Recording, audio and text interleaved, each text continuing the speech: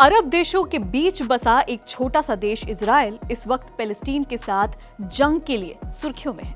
लेकिन जंग के अलावा इजराइल नॉर्मली एक और चीज के लिए जाना जाता है और वो वजह है उसकी टेक्नोलॉजी। यही वो वजह है जिसके लिए उसको एक पावरफुल नेशन का दर्जा दिया जाता है।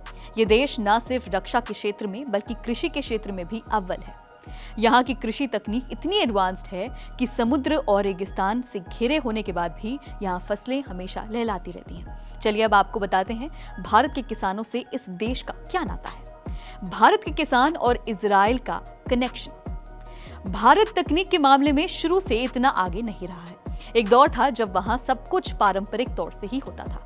खास तौर से खेती की बात करें तो वो लगभग 100% पारंपरिक तौर से ही हो रही थी, जिसकी वजह से इस क्षेत्र में भारत को काफी नुकसान उठाना पड़ा था। लेकिन जब 1993 में इजराइल और भारत ने कृषि के क्षेत्र में हाथ मिलाया तो देश के किसानों की स्थिति सुधरी।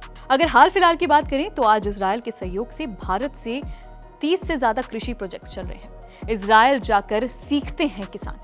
भारतीय किसान जो तकनीक की मदद से अपने देश में उन्नत खेती करना चाहते हैं, इजराइल ऐसे किसानों को ट्रेनिंग के लिए आमंत्रित करता है। यही वजह है कि भारत के कई किसान इजराइल जाकर ट्रेनिंग लेते हैं और उस ट्रेनिंग की मदद से देश में आकर अपनी उपज को कई गुना बढ़ाते हैं। आपको बता दें कि इस वक्त इजराइल की मदद से भारत में भी कई कृषि ट्रेनिंग सेंटर संचालित हो रहे हैं। यहाँ हवा में भी उगाई की जाती है।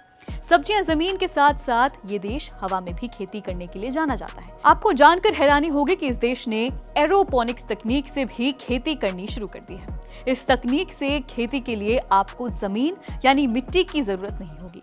सबसे बड़ी बात है कि इस तकनीक से उगाई गई सब्जियां किसी भी लिहाज से मिट्टी में उगाई सब्जियों के मुकाबले खराब नहीं होती हैं।